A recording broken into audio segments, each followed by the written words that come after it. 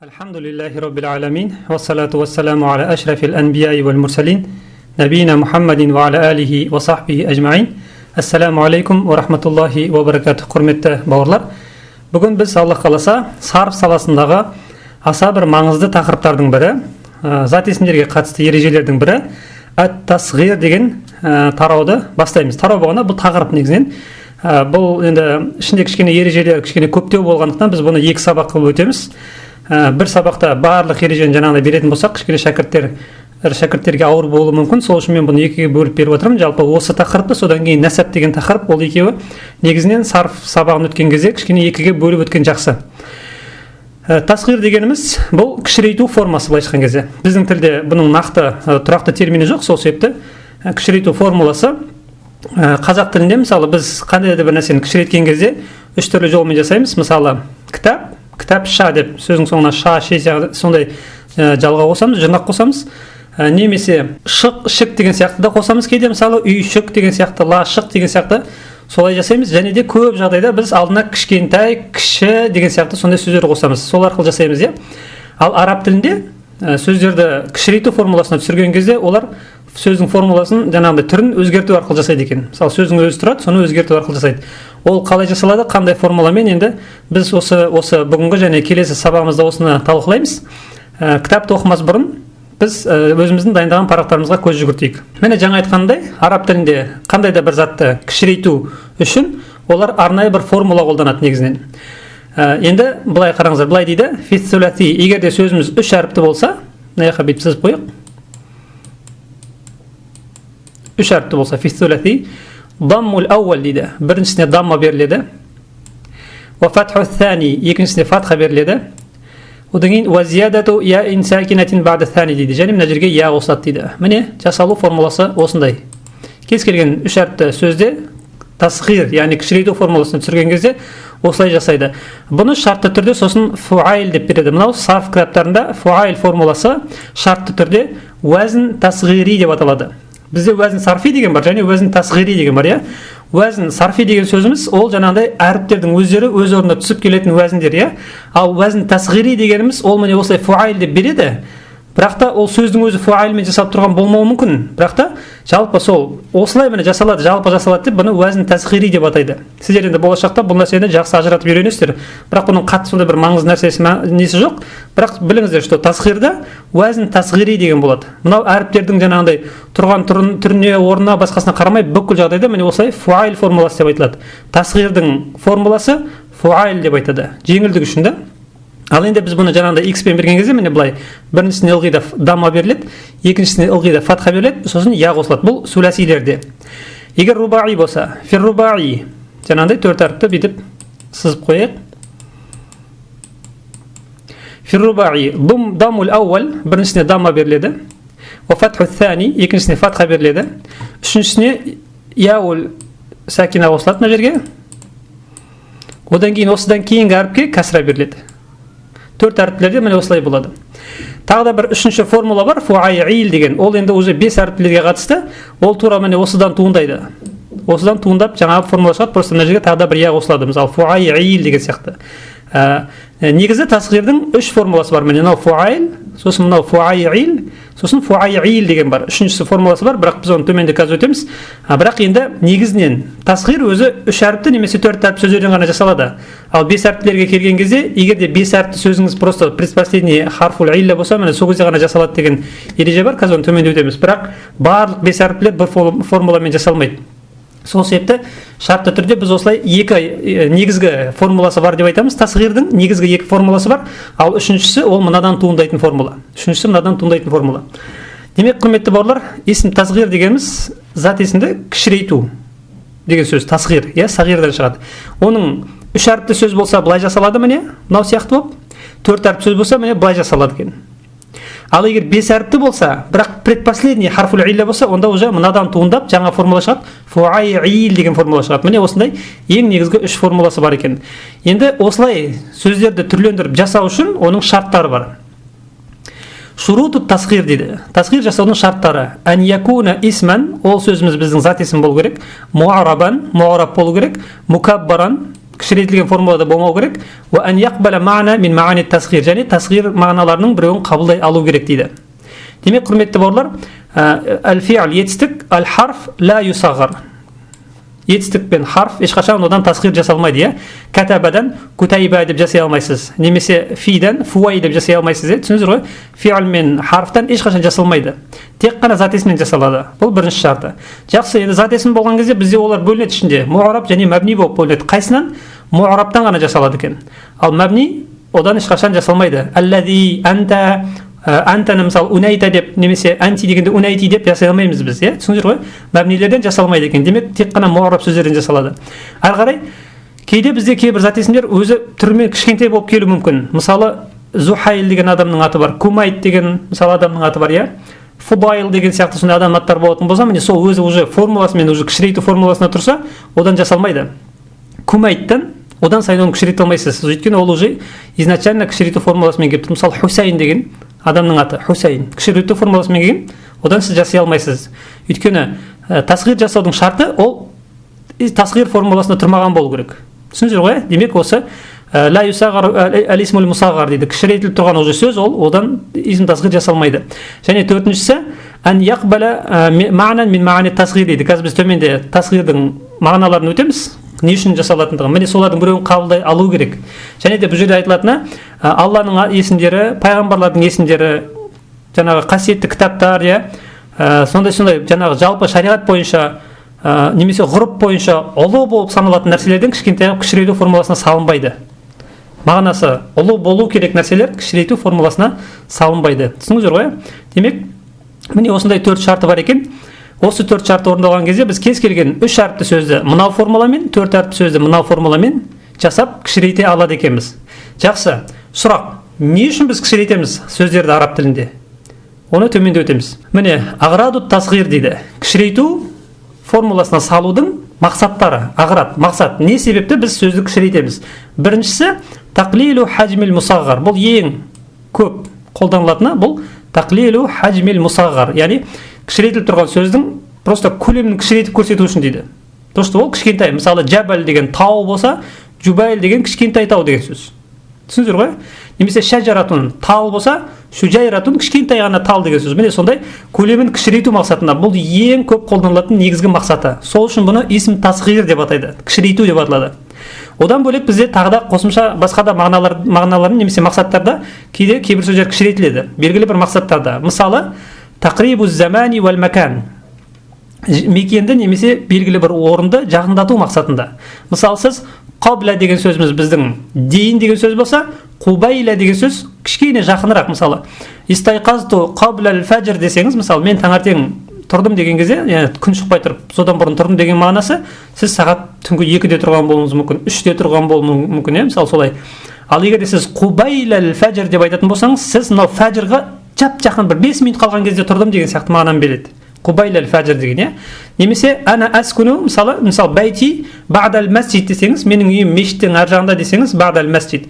Ол сіздің үйіңіз мешіттің ар жағында, мысалы айтайық, бір 5 километрден кейін, 10 километрден кейін болуы мүмкін. Ал енді сіз егер де мысалы бәйти буайдал масжид деп айтатын болсаңыз, сонда мағынасы мешіттен сразу артында, то есть артында бір ары кетсе бір 100 метр, 200 метрден кейін уже менің үйім деген сияқты сондай мағына береді. Демек, тақрибу замани вал макан деген міне осы уақыт жағынан немесе мекен жағынан жақындату үшін айтылады. Көбінесе осы қабла және бa'да деген сөзден жасалады бұл. Үшіншісі, тақлилу шә'n дейді. Дәрежесін төменсітіп, бір нәрсенің дәрежесін төменсіту мақсатында айтылады. Мысалы айтайық, бәлен түген, мысалы керемет ақын болса, оған біз хуа ша'ир дейміз, ол ақын дейміз, үлкен ақын дейміз. Ал егер де бір адамды көрсек, ол сөз саптайды, бірақ сөйлем жаңағыдай мағынасы онша емес, немесе бір шикі, немесе бір просто сөздерді саптайды, бірақ ішінде ешқандай мағына болатын болса, оған біз айтамыз, хуа шуайир дейміз, яғни ол ақынсымақ деп айтамыз, шуайир деген сөз ақынсымақ. Ақын емес, ол ақынсымақ деген сияқты, кішкентай ғана ақын деген сияқты сондай.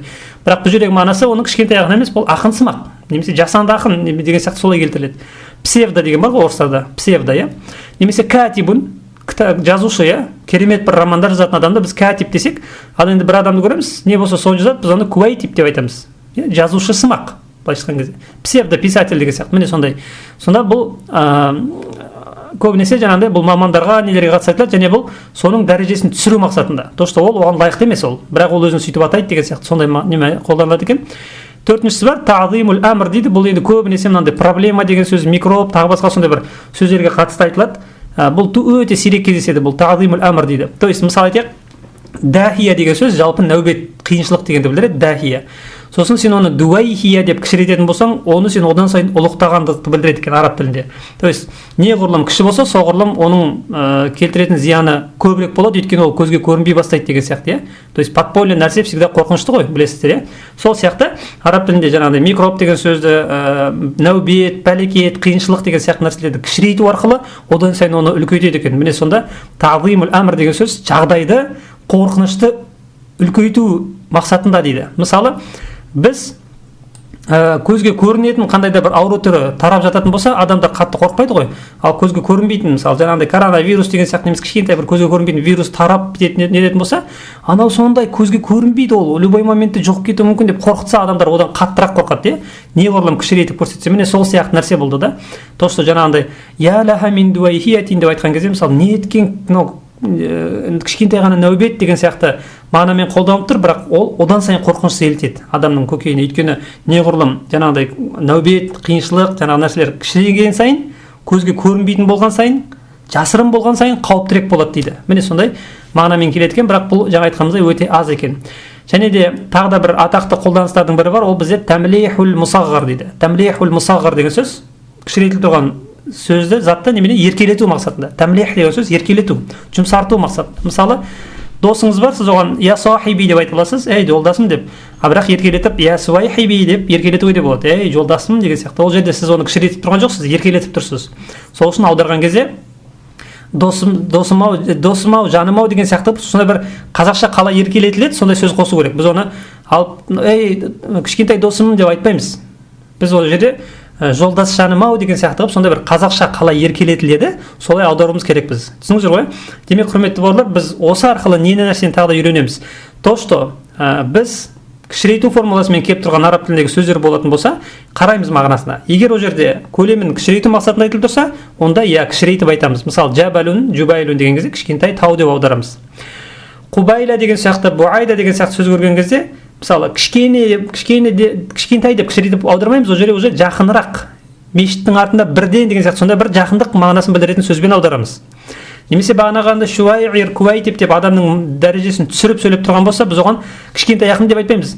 Оған айтамыз ақынсымақ, жасанды жазушы деген сияқты сондай сөздер қолданамыз. Түсіндіңіздер ғой?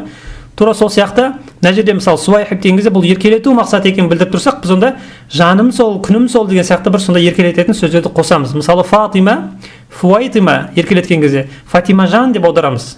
Түсіндіңіздер ғой? Фатима деген сөзді Фатима, ал Фуайтима деп тұрса Фатима жан деп аударамыз. То есть кейбір аудармашылар осы тұста кішірейту формуласы екен деп жаппай бәрін кішірейту формуласымен аударып жатады. Мысалы, ол қате. Соны ескертіп кетіп жатырмын сіздерге. Сосын мысалы ибни деген кезде, мысалы балам деген сөз, бунайя десе не деген сөз? Балақаймай деген сияқты, сондай, баламау деген сияқты сондай бір еркелетумен айтылады. Мынау сөзіміз біздің бу-на, сосын бағана айтқанымызда я қосылады, міне, бунай, сосын барып өзіндегі я бар, сол екеуі қосылып юн болады. Негізі бұның асылы былай болады, құрметті болар. Бунай вун былай негізі. Өйткені асылы бұның бәнауа, негізі ибн деген сөздің асылы бәнауа, иә. Енді осы жасалған кезде бізде былай жасалады. Бірінші әрпіне дамма беріледі, екіншісіне фатха, үшіншісіне я қосылады, міне, сукунды я. Сосын төртіншісі вау. Вау мен я қатар келіп қалды. Біріншісі сукунды болды. Сол кезде не болады? Мынау вауымыз біздің яға айналып, мынаған ішіне кіргізіледі. Сөйтіп бунай юн болады. Бунай юн. Балақай деген сөз. Бунай юн. Менің балам деген кезде сіз бұған тағы да бір я қосасыз. Сонда үш я болып кетеді. Үш я болып кеткен кезде сіз мына жердегі сөздің өзіндегі яны құлатасыз. Мынау менің деген кездегі яны қосасыз. Сол кезде сізде бунай юн болып шығады қайтадан, бірақ та и деген тәуелдік жаңағы жалғау менің дегенді қосылатын и қосылған кезде обычно егер де ол екі и үш и болып жататын болса, соңына фатха қойылады. Содан бунай я болады. Я бунай я. Мысалы муаллима я деген сияқты, иә. Менің екі мұғалім деген кезде муаллима я болады. Тура сол сияқты бұл. Менің деген қосылғандығын білдіріп тұру үшін фатха қоясыздар. Содан бунай я болады. Міне жалпы бұл мақсаттары араб тілінде міне осылайынан қолданылады екен. Енді міне ең былайша айтқан кезде осы тасғир деген тақырып өткен кездегі ең негізгі мәселе мәлімет ол бізде аузан тасғир. Тасғирдің 3 негізгі уәзні бар. Ол бізде фуайл, бағана айтқанымыздай бұл 3 әріптерден осылай жасалады. Екіншісі фуайл, ол 4 әріптерден жасалады. Құрметті бауырлар, осы екеуі негізгі формула. Сосын енді осы фуайлдан туындап шығатын қосымша формула бар, ол фуайл. Мына жақта мен қу деп қойыппын, фу болады, фуайл. Енді қазір мен жеке-жеке талдап шығамын, қараңыздар. Фуайл якуну лиссуласил муджаррад. Бұл шәріпті сөздің бәріне жасала береді. Осылаймен фуайл. Мысалы қалам, құлайм, жабал, жубайл деген сияқты. Фуайл, ол енді қараңыздар қадайдан жасалады. Якуну ликулли исмин аля арбаати ахруф. 4 әріптен тұратын сөздерде болады. Ау аксар, немесе одан көптен 5 әріп, 6 әріп, тағы басқа содан жасалады екен. Бірақ 4 әріп болатын болса, ешнәрсе қыламайды. Жафар, жуайфер деген сияқты. Ал 5 әріп болатын болса, оның 4 әріпі ғана қалады да, 1 әріпі қалап қалады. 6 әріпті сөз болса, 2 әріпін алып тастайсыздар, 4 әріпін қалдырасыздар. Содан қараңыздар, сафаржал, суфайриж. Өткен дәрісте біз осы нәрсені өткенбіз, иә. Сафаржал деген сияқты, андалип деген сияқты сөздер кездескен кезде, біз оны осы кішірейту формуласына салған кезде, немесе өткен дәрістегі сияқты жаңағыдай сиғат мунтахал жумуққа салған кезде, бізге керегі 4 әріп, одан артығын ала алмаймыз біз. Міне сондай кездерде біз 4 әріпін аламыз, который сол сөздің өзін көрсетіп тұрады бізге деген сияқты сөз 4 негізгі әріпті аламыз да, қалған әріптерді лақтырып жібереміз. Содан бізде сафаржал деген кезде, мысалы, мынау синді алып тастайтын болсам, фурайжил десем, кішкене түсініксіз болып қалады, сөздің түбірі өзгеріп кетейін деп, сол үшін біз соңындағы лямды алып тастап суфайриж дейміз. Хоть суфайриж деген сөздің кішкене болса да сафаржалға ұқсастау, жақынырақ. Ал сен фурайжил десең, ол уже алыстау болып кетеді. Сол үшін суфайриж болады. Немесе андалип деген сөзді алсаң, соңындағы и мен б-ны алып тастайсың. Өйткені сен алдындағы айн мен нұнды алып тастайтын болсаң, андалип, иә, дулайб деп сөйтіп айтатын болсаң, мысалы дулайбип деп айтатын болсаң, түсініксіз болып қалады сөзің. Сол сөзің түсінікті болу үшін андалиптің соңындағы әріпін алып тастайсың да, унайдил деп айтасың. Унайдил. Кішірейту формуласы осылай жасалады екен. Құрметті бауырлар, демек 3 әріптен фуайл формуласымен жасалады. 4 әріптен фуайл формуласымен жасалады. 5, 6, 7 әріптен тұратын сөздерден қалай жасалады? 4 әріпін қалдырасыздар, керекті. Қалған жаңағы 1 әріпті, 2 немесе 3 әріпті алып тастайсыздар. Және алып тастайтын әріптеріңіз, қалатын әріптеріңіз, то есть қалатын әріптеріңіз содан тасғир жасалған кезде, хоть кішкене болса да негізгі сөздің өзіне түбіріне ұқсап тұру керек. Міне солайынан жасайсыздар, иә, түсініңіздер ғой. Ал енді мынау фуайл формуласы. Бұл якуну ликулли исмин аля хамсати ахруф. Бұл 5 әріпті сөздерден жасалады, бірақ барлық 5 әріпті сөздерден емес. Қараңыздар, шарты қабла ахириха харфу мад, міне предпоследний әрпі харфу мад сөзде ғана. Демек мына фуайл демек бізде сол үшін біз бұны мынадан туындаған деп айтамыз. Өйткені 5 әріпті сөздер негізі мынаумен жасалу керек, фуайлмен. Ал егер де ол сөзіміз біздің 5 әріпті болса, 3, 4, ал мына жеріндегісі харфул илля болса, алиф болсын, вау болсын, я болсын, міне олар осы формуламен жасалады. Мысалы, мисбах, мусайбих, усфур, усайфир деген сияқты жасалады екен. Міне құрметті бауырлар, демек тасғирдің негізгі 2 уәзіні бар, ол фуайл мен фуайл, және қосымша туындайтын 3-ші формуласы бар, ол фуайл. Бірақ бұл фуайл бірақ қана сөздердің бірақ қана түрінен жасалады. Қайсынан? 5 әріпті сөздерден предпоследний харфул илля мына жері. Міне солардан ғана жасалады екен. Ал барлық 3 әріп түрлері мыналармен жасалады, барлық 4 әріпті, 5 әріпті, 6 әріптілер мынадан жасалады міне. Түсініңіздер ғой? Енді құрметті бауырлар, біз есім тасғир деген тақырыпты 2-ге бөлдік. Бүгінгі біздің тақырыбымызда біз есім тасғирдің негізгі қағидаларын, барлық есімдерге қатысты негізгі қағидаларын өтеміз. Ал келесі дәрістерде біз екілік қалай жасалады, көпше қалай жасалады, 2 әріптен тұратын сөз қалай жасалады, соларды талдап шығамыз. То есть бұның арасында кішкентай ғана бір ерекшеліктер бар. Мынау бүгінгі өтетініміз бұл негізгі ережелер. Есім тасғирға қатысты ең негізгі ережелер. Қараңыздар, әл-қаида, әл-қауаид. Біріншісі Ма зада ан саласати ахруф, то есть қараңыздар, 3 әріпті сөз болса, проблем жоқ. 3 әріпті сөз болса, проблем жоқ. Қалай істейміз? Былай дамма бердік, фатха бердік, я бердік, кәсіра осылай жасалады. Мысалы, қалам, құлайым, жабал, жубайл деген сияқты. Оның проблемасы жоқ ешқандай, иә. Енді біздің қағидаларымыз мынау қараңыздар. Ма зада ан саласати ахруф, егер де ол 3 әріптен асып кетсе, яджибу кәсру ма бa'да я'ит тасғир дейді. Мынау уже бізде бірінші қағида. 3 әріптен асып кетсе дейді, 4 әріп болып кетсе деген сөз ғой.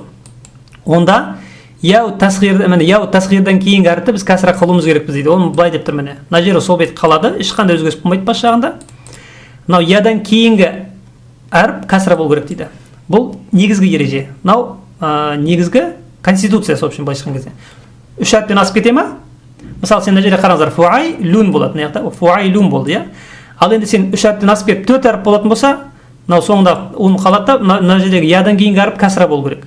Мына жақта тағы 2 әріп болса, ол да кәсіра болу керек. То есть сондай ережесі, бұның ережесі айтып тұр міне. 3 әріптен асып кетсе дейді, онда ядан кейінгі әріп кәсіра болу керек дейді. Бұл негізгі ережесі. Мысалы, Жафар, Жуайфир болу керек. Жафар, Жуайфир. Жақсы. Бірақ та енді осы ережеден шығатын мынандай нәрселер бар. Біріншісі, إذا كان الاسم مختوما بعلامات التأنيث، егер де сөзіміз біздің әйел тегінің белгілері тұратын болса, әйел тегінің белгілері болатын болса, онда бұл ережеге бағынбай қалады дейді. Мысалы, шажаратун, шужайратун. Негізі шужайритун болу керек еді. Ереже бойынша шужайритун болу керек еді, бірақ шужайратун болады. Неге? Өйткені тәмәрбутаның алдынан фатхадан басқа харакат келе алмайды ешқашан. Шужайратун болады.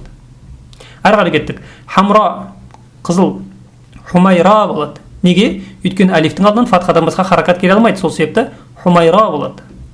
Ал егер сен бұған кәсіре беріп қойсаң, онда сен мынауың алиф хамза болмайды, уже я болып қалады. Хумайри болып қалады. Ол келмейді уже. Сөздің түрі өзгеріп кетеді. Иә? Немесе хубла, аяқ ауыр, хубайла болады. Иә? Міне осылайынан демек әйел тегінің белгілері тұрса сөздің соңында, ол мынау ережеге бағынбай қалады дейді. То есть предпоследний әрпі кәсіра болу керек еді, бірақ ол фатха болып қала береді. Сөйтіп шажаратун, шужайратун болады, хамра, хумайра болады, хубла, хубайла болады. Түсіңіздер ғой?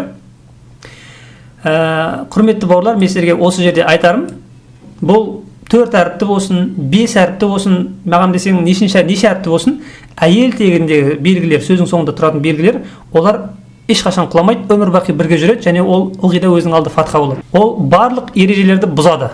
Өткен дәрістердің бірінде айтқандай, өйткені әйел тегіндегі сөздерге біз тиісе алмаймыз. Әйел тегі өзіндегіні ешқашан бермейді ол. Сол себепті бұл жерде де тура солай. Жаңағындай 3 әріпті болсын, 4 әріпті болсын, 5 әріпті болсын, әйел тегінің белгілері тұра ма? Ол белгілер қалай тұрады? Жекешесінде кішірейтсең де сол беті тұрады. Алдындағы нәрсеңді қанша кішірейтіп басқа істесең де соңы сол беті өзгермейді. Түсіңіздер ғой, осы нәрсені жаттап алыңыздар. Ары қарай, إذا كان الاسم مجموعا جمع القلة على وزن أفعال، егер де сөзіміз біздің أفعال формуласымен جمع القلة болып келсе, онда кішірейту формуласында да ол соңындағы жаңағындай әл деген мынау жері қалады, өзгермей. Мысалы, әшжар, үшайжар, ахмал, ухаймал болады. Сұрақ, неге?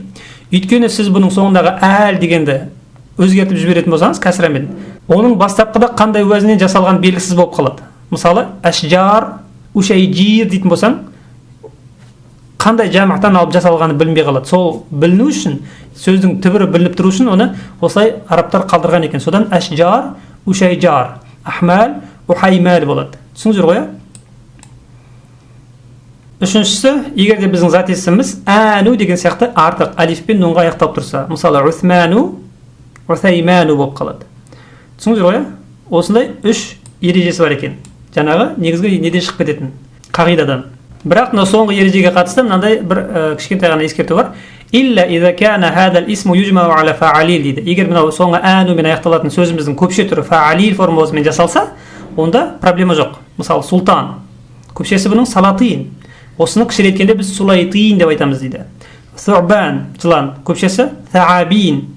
Бұны кішіретіп біз суайбин деп айта аламыз. Неге? Өйткені бұл салатин деген кезде міне ямен жасалып тұр ғой.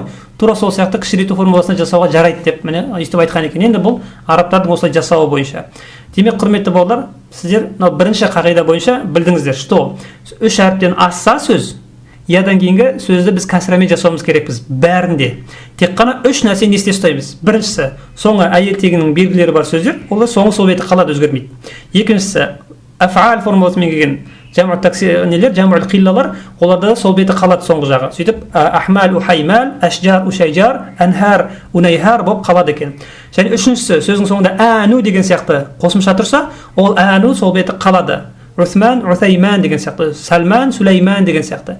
Бірақ та, егер ол сөзіміз біздің фаалил формуласымен жасалатын болса, султан, салатин сияқты, оны біз кішіреткен кезде сулайтин, суайбин деп жасауымызға болады екен. Енді екінші қағида. Ида задал исму ан арбаати ахруф. Енді екінші ережеміз. Бұл жаңағы біздің біріншісі ол 3-тен асып кетсе деп айттық, енді екіншісі 4-тен асып кетсе дейді. Мынау 4-тен асып кетсе дейді. Міне 5-ке кетті дейік жарайды. 4-тен асып кетсе. Ида задал исму ала ан арбаати ахруф юхзафу ма зада ан усулихи ал-арбаа дейді. Осының ішінде асли әріптер қалады да, аслидан басқа артық болған әріп құлап қалады дейді. Былай өшіріп құлап тастайсыздар. То есть түсінесіз ғой? 4 әріптен асып кетсе дейді, 5, 6, 7 әріп болып кетсе дейді, онда асли 4 әріпін қалдырасыздар да, қалған артылып қалған әріптердің бәрін лақтырып жібересіздер дейді. Содан мысалы бізде сафаржал деген сөз болса, соңындағы лямды алып тастап суфайриж деп жасайсыздар. Андалип болса, соңындағы я мен бән алып тастап унайдил деп айтасыздар. Міне осылай. Бұл уже екінші қағида. Бірінші қағида 3 әріптен асса, ядан кейінгі сөзге әріпке кәсіра береміз. Ал енді екінші ережеде 4 әріптен асатын болса дейді, онда 4-тен артылып қалған әріптің бәрін лақтырып жүреміз дейді. Бұл негізгі ереже. Енді осы ережеге бағынбайтын 4 түрлі бізде истисна бар. Біріншісі, ида кана ал-исму махтуман би та'i at-ta'нис, міне, егерде сөздің соңында тау ta'нис болса, ау алиф al-мамдуда немесе әйел тегін білдіретін алиф al-мамдуда болса дейді. Көрдіңіздер ме? То есть қайттан әйел тегінің белгілері шығып жатыр. Олар қалады, олар құламайды ешқашан. Мысалы, мадрасатун мудайрисатун болады. Негізі ереже бойынша ол мудайрисун болу керек еді. Мудайрисун. Бірақ жоқ, мудайрисатун болады. Хунфуса, хунайфиса болады. Өйткені бағана айтқанымыздай, әйел адамдар өздерінің хақын ешқашан жібермейді. Олардың хақысы, олар тұру керек. Түсініңіздер ғой? Жақсы. Екіншісі, бағанағандай міне ән болса соңында. Мысалы, ида кана ал-исму махтуман би алифин ва та мазидатайни. Мысалы, саулажан, сувайлижан, заъфаран, зуайфиран деген сияқты міне бұл жағдайда жаңағыдай соңындағы ән құламайды екен. Демек, әйел тегінің белгілері құламайды, соңындағы ән құламайды. Үшіншісі, ида кана ал-исму махтуман би аламати ат-таснияти ау ал-жамъ дейді. Егер де сөздің соңында екілікті білдіретін, көпшені білдіретін белгілер тұрса, солар қалу керек дейді. Мысалы, катибани алдындағы 4 әріпті кішірейтесіз де, соңындағы әне қалады. Куайтибани, катибуна, куайтибуна, катибатун, куайтибатун деген сияқты. Мынау ережемізді біз келесі сабақта тоже көрсетеміз сіздерге. Жамътар, көпше түрлер, олар кішірейту формуласына түскен кезде соңы жасалмайды, бас жағы ғана жасалады. Бас жағындағы несі бөлігі ғана кішірейтілі формуласына түседі да, соңы сол бет әкеліп қосыла салады просто. Бұны біз тағы да өтеміз келесі сабақта, бірақ мына жерде біз бұны истисна әттің ішіне кіргізіп жатырмыз, иә. Және төртіншісі, ида кана ал-исму мураккабан таркибан мазжиян дейді. Бізде сөздер тіркескен кезде 3 түрлі тіркеседі деп айттық қой, бір дәрісте естеріңізде бар ғой. Таркиб идафи деген бар, абдулла деген сияқты. Абдулла. Екіншісі, бізде таркиб иснади деген бар. Иснади деген сөйлем сияқты. Үшіншісі, таркиб мәззи деген бар. Мәззи деген сөз бір сөз екінші сөзге кірісіп, екеуі бір сөз болып кеткенде сөз. Иснади деген сөз бұл сөйлем. Мубтада хабар, фи'л фа'ил болып, солай жасалған аттар. Мысалы, жадал хаққу деген сияқты адамның аты, тааббата шарра адамның аты, сондай иснади. Ол мүлдем кішірейту формуласына түспейді олар. Мынандай идафи болатын болса, бұның алды ғана кішірейту формуласына түседі. Ал мәззи болатын болса, бұл жерде то же самое. Алды ғана неге түседі дейді. Мысалы, бa'лабак алдындағы 4 әріпті ғана кішірейтесіздер, буайлибак деп айтасыздар. Хадрамот алдындағы 4 әріпті ғана кішірейтесіздер, сөйтіп худайримаут болады. Худайримаут, міне осылай жасалады екен.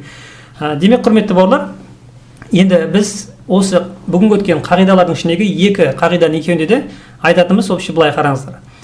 3 әріптен асып 4 әріп болатын болса, ядан кейінгі әріп негізі кәсіра болу керек, бірақ әйел тегі белгілері болса, ән болса сөздің соңында, міне олар ешқашан өзгермейді, және аф'ал формуласымен жасалатын болса, міне солар соңындағы нелері өзгермейді, қалады. Не үшін? Ол сөздің қайдан шығып тұрғанын, қайдан келіп тұрғандығын көрсету үшін.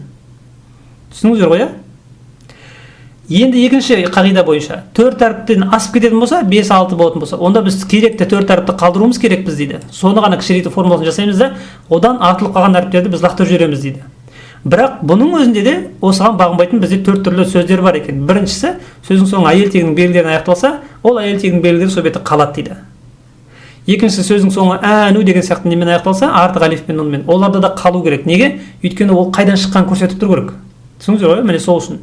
Үшіншісі, егерде сөздің соңында екілікті білдіретін әни, көптікті білдіретін уна, немесе әйел тегін көптігін білдіріп тұратын әтун болса, оларда да сол беті қалады, өзгермейді. Біз бұның тек бас жағын ғана тасғир жасаймыз. Және төртіншісі, таркиб мәзди болатын болса, бас жағындағы 4 әріпін тасғир жасаймыз да, соңы сөйтіп қалады. Бас жағындағы 4 әріпін нетеді, соңы сөйтіп қалады. Түсініңіздер ғой, мынау абдулла деген сияқты неде біз убайдулла болады. Убайдулла. Осылайынан алдындағы сөзді ғана біз кішірейту формуласымен жасаймыз. А мынау иснади ол жасалмайды ешқашан, өйткені ол мәбни, ол өзгермейді ол. Түсіндіңіздер ғой? Ол иснади дегеніміз, ол өйткені фи'л мен фа'ил немесе мубтада хабар болып сөйтіп жасалатын аттар, және ол сөйтіп тұрады, ешқашан өзгермейді. Одан кішірейту еш нәрсе жасай алмайсыздар. Түсіндіңіздер ғой? Міне құрметті бауырлар, бүгінгі біздің тақырыбымыз осы. Тасғирдің бірінші бір бөлігін алдық. Қандай формулалары бар, қандай мақсаттармен келеді және негізгі екі қағидасын өттік. Келесі дәрістерде енді біз қалай жасалады екен, міне соны өтеміз иншалла. Енді кітаптан осы жерін оқиық. Ат-тасғир шурутуху, шарттары. Біріншісі ан якуна исман дейді. Біріншісі зат есім болу керек. Фал фи'лу вал харфу ла юсағғаран дейді. Фи'л мен харф тасғирға түспейді. Екіншісі ан якуна му'рабан ғайра мабни дейді. فالضمائر مثلا أنا أنت هو بلارد كشريتو формуласын жасамайды. والموصولات مثلا الذي التي وأسماء الإشارة مثلا هذا هذه لا يصغر منها شيء. Бұлардың еш қайсысы тасғирға түспейді. Кішірейту формуласына жасалмайды бұлардан. Үшіншісі أن يكون ما يراد تصغيره غير مصغر дейді.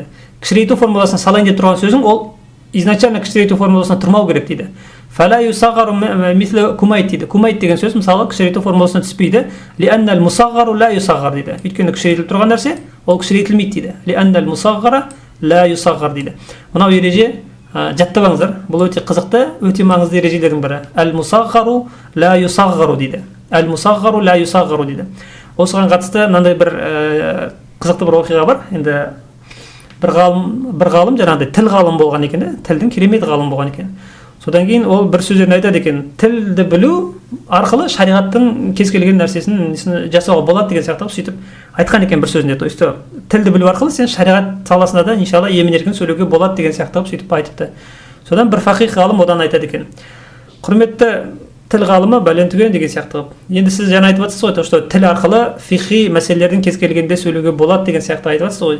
Мен сізге бір сұрақ қояйын, сізге маған соған өзіңіздің жаңағы оқып жатқан осы грамматикаңыз жағынан жауап беріңізші дейді. То есть фихи жағынан емес, грамматика жағынан жауап беріңізші маған деп айтады екен. Сосын айтады екен, кедей адам садақа бере ма деген сияқты қылып, кедей адам зекет бере ма деп сұраған екен.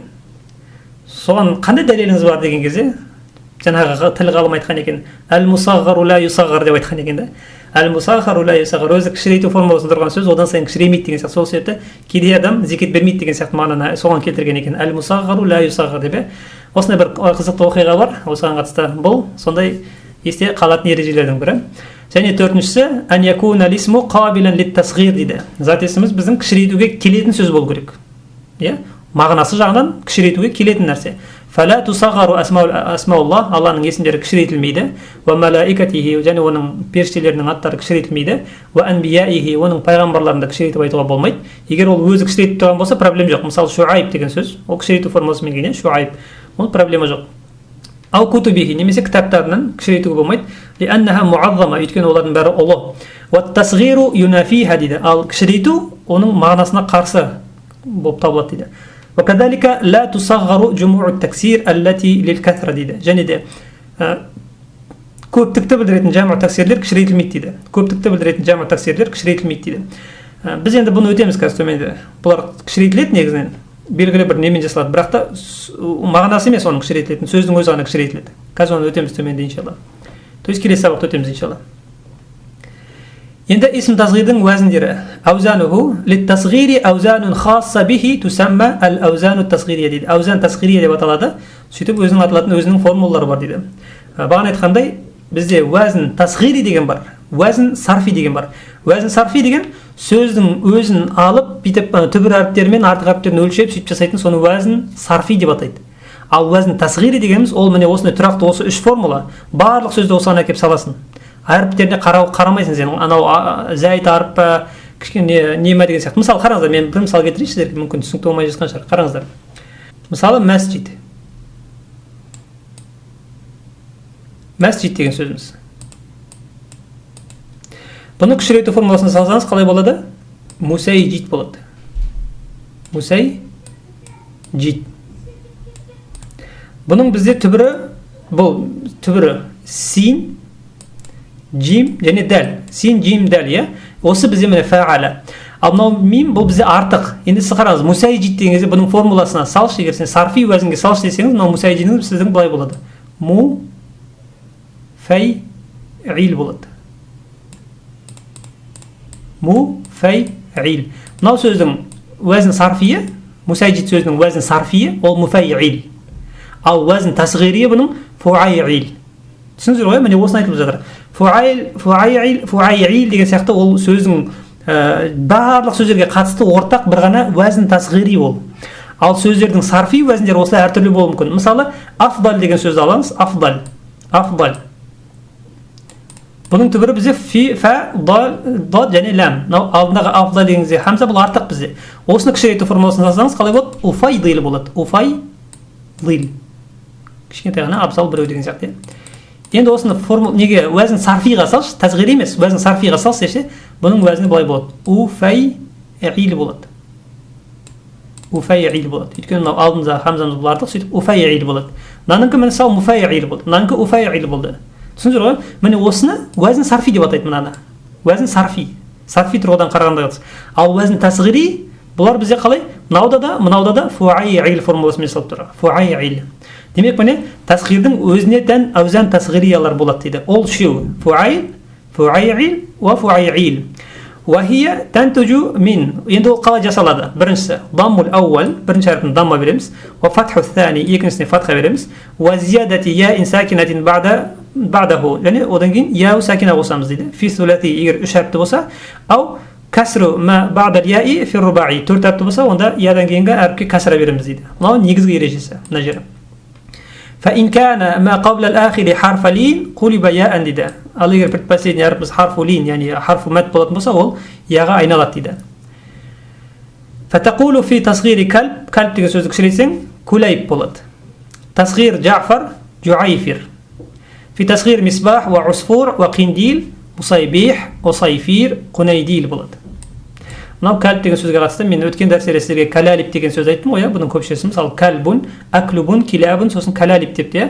Кәләлип деген сөзді фусхада жоқ ол. Кәләлип деген сөз фусхада жоқ ол. Амияда бар, то есть арабтар, кейінгі арабтар өздері шығарып алған, сондай көпше тұр кәләлип деп айтады. Бірақ та сіздер оны фусхадан таппайсыздар, өйткені ол фусхада, яғни әдеби көркем тілде жоқ ол нәрсе. Түсіндіңіздер ғой? Ол кезде мен сіздерге айтып кеттім, то есть кейінгі арабтардың айтып жүргені бойынша айттым, атақта негізінен ол араб тілінде жоқ. Соны ескертіп қойын деп кеттім. Кәліптің екі ақ қана көпше түрі бар, ол бізде аклуб, егер 3 пен 10-ға дейінгі иттер айтылса, сосын килаб деген бар. Ол егер 10-нан ары қарай көпше түрдегі болатын болса, ал кәләлип деген сөз амияда бар, иттер деп, олар өздері сөйтіп жасап алған кейінірек. Түсіндіңіздер ғой? Демек міне тасғир осылай жасалады екен. Ары қарай ва хадихил аузан, енді осы уәзіндер мынау 3. Хассатун бибабит тасғири кама қулна. Айтқанымыздай тасғир деген бапқа ғана қатысты дейді. وهذه الأوزان قد تختلف مع الأوزان الصرفية. Ол сарфи уәзіндермен әртүрлі болып келуі мүмкін. Жаңағындай жоғарыда мен айтқандай міне мәсжидтің уәзіні муфайил, ал уәзін тасғири бұның фуайил. Афдалдың уәзін сарфия уфайдилдің уфайил, ал уәзін тасғири фуайил. Міне соны айтып жатыр. То, что сарфи мен тасғири бір-бірімен екі түрлі болуы мүмкін. Аллати арафнаха мин қабл. Фаматалан ухаймид уәзінуха тасғири, ухаймид деген сөздің уәзін тасғири фуайил. Уәзінуха сарфи уфайил. Түсіндіңіздер ғой? Енді сарф, осындай уәзіндердің келу мақсаттары. Бұлар неге кішірейтіледі? Жалпы сөзді алып не үшін кішірейтеміз? Бостан бос па? Жоқ. Ағраду тасғир, біріншісі тақлилу хаджмил мусағғар, кішірейтіліп тұрған сөздің көлемін кішірейту. Кама фи қаулина бидживари бәлдатина, біздің тұратын жеріміздің қасында джубайлун ахмар, қызыл кішкентай ғана тау бар дейді. Ва биха, және де сол жерде нухайрун ярви мазариаха дейді. Нухайр деген сөз кішкентай ғана өзен бар дейді. Ярви мазариаха деген сөз ненің сол жердегі егінді суарады сонымен дейді. Ва кама тақул ғарасту биджаниби шаджаратил кафур шуджайрата уардин дейді. Кафур ағашының қасынан кішкентай ғана гүл, роза, жаңағындай талын отырғыздым деп айтасыз. Ва алал ғусайн, кішкентай ғана бұтақта не отыр? Русайфирун яғрит дейді. Кішкентай ғана торғай, яғрит деген сөз, немесе юғаррит. Юғаррит дегеніміз бұл өлең айтып отыр деген сөз, шиқылдап отыр. Екіншісі тахқиру шәнил мусағғар, екіншісі кішірейтіліп тұрған сөздің дәрежесін төменсіту дейді. Қаулика даъка мин хада шуайир, мына ақын сымақты қоя бер дейді. Даъка деген сөз қоя сал, астафиу деген сияқты. Фахуа ла юхсинул калам, ол жақсы дұрыс сөйлемейді, сөздер онша емес деген сияқты. Ва иннаху суайниу дейді. Суайниу деген сөз іс жасайды, бірақ қолдан келмейді деген сияқты. Суайниу деген сөз примерно жасаушы деген сияқты, бірақ жақсы жасамайды деген сияқты. Сонда суайниун гойру мутамаккин фи сунаатихи дейді. Ол өзінің ісінде қолдан онша келмейді көп нәрсе дейді. Соны айтып отыр. Үшіншісі аддалалату ала қурби заман, уақыттың жақындығын білдіреді. Мысалы тауду туюру иля ашашиха, құстар өздерінің ұяларына қайтып келеді. Қубайлал ғуруб дейді. Күн батудан алдын, жақын. Ва ваъазана ал-имаму буайда ас-сала дейді. Имам намаздан кейін бірден былайша айтқан кезде бізге уағыз айтты дейді. Буайда ас-сала деген сөз намаз аяқталды бірден. Вастайқазту қубайла ал-шуруқ дейді. Күн шығудан кішкене бұрын ұйқыдан тұрдым дейді. Міне байқаған болсаңыздар, міне қубайла буайда деген сияқты сөзберім жасалады. Сосын төртіншісі ад-далалату аля қурбил макан дейді. Мекеннің орнының жақындығын білдіреді дейді. Мысалы, Құрайба байтина масжид дейді. Үйіміздің қасында мешіт бар дейді. Буайда манзилина сундуқ лил барид дейді. Үйіміздің ар жағында кішкене жақын жерде не бар дейді? Почта бар дейді. Машайту амси фуайқал мил дейді. Бір милден көбірек, кішкене ғана асатындай көбірек жүрдім кеше дейді. Сонда мына буайда, Құрайба, фуайқа деген сияқты осындай кішкентай сөздер. То есть осындай кейбір зарфу замандармен ғана жасалады бұлар. Мекенді, мезгілді білдіретін сөздеріміз. Келесі біздің тасғир жасаудың мақсаты тағзимул мусағғар ва тахуилу амрихи дейді. Айтылып тұрған нәрсені үлкейту және оның қорқыныш үрейін одан сайын арттыру дейді. Тахуилу амрихи деген сөз оның үрейін арттыру. Мысалы, я лаха мин дуайхиятин асабатил қаума дейді. Мынау қауымға келген, мынау нәубет, кішкентай ғана нәубет не еткен деген сияқты сондай кішірейту арқылы дуайхия, нәубет деген сөзді одан сайын үлкейтесіз дейді. Және алтыншысы тамлихул мусағғар дейді. Бұл еркелету. Мысалы, я суайхиби мата тазуруни. Ей достым, қашан маған мені зиярат етіп келіп кетесің деген сияқты. Сонда мына жақта мағынасы досым, жаным деген сияқты сонда еркелетумен аударылу керек. Енді тасғиру ма зада аля арбаати ахруф дейді. Үш әріпті тасғир жасау проблема емес. Енді ма зада аля арбаати ахруф төрт әріптен асып кетсе ше, ол қалай жасалады? Ида кана ал-исму thulathiyyan aw ruba'iyyan фала юхдафу минху шей мин хуруфихи инда тасғирихи дейді. Егер сөзіміз біздің суласи или рубаи болса, оның әріптердің ешқайсысы қыламайды. Қалай тұр, солай жасалады. Саваун акана фихи харфу заид ам кана куллуху усулан дейді. Бәрібір дейді, ол харфу заид бар ма құрамында, немесе барлық әріптер асли ма, бәрібір еш нәрсе қыламайды дейді. Мысалы, афдал масжид жауһар деген сөзді ва ма шабахаха тусағғару дуна хадфи шейин минха дейді. Еш нәрсесін түсірмей кәдімгідей тасғир жасайсыз. Сөйтіп, уфайдил мусайджид жуайхир деп айтасыз дейді. Әммәл хумаси бес әріпті болса, ва ма зада алейхи инда тасғирихи, және одан артатын бес әріптен асатын сөз болса, яктафи фихи би арбаати ахруфин фақат. Біз оның ішіндегі тек төрт әріпін ғана алып қалуымыз керекпіз. Ва юхсафу ма адаха, одан басқасын біз лақтырып тастауымыз керекпіз дейді. Фатақулу фи тасғир сафарджал ва андалиб ва жахмариш суфайрич ва унайдил ва жухаймир деп айтасыздар дейді. Бірақ былай дейді, илля ида кана ал-исму хумасиян ва қабла ахирихи харфу мад, бірақ та бес әріпті болып предпоследний харфу мад болса, фа иннаху ябқа инда тасғир, кішірейту формуласын салған кезде ол қалады сол беті.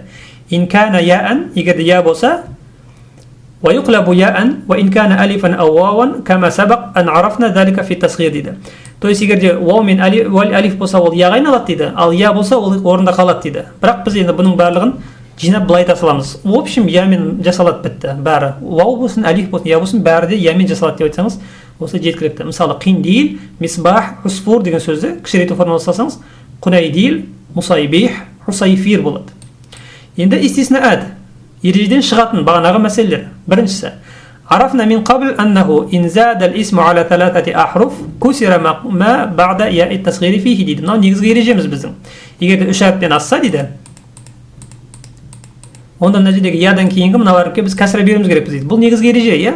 Кама арафна айдан аннаху инзада ал-исму аля арбаати ахруф хузифа заиду инда тасғирихи дейді. Сонымен қатар біз білдік, что егер төрт әріптен асатын болса, онда біз мына артылған әріпті қылап тастауымыз керекпіз дейді.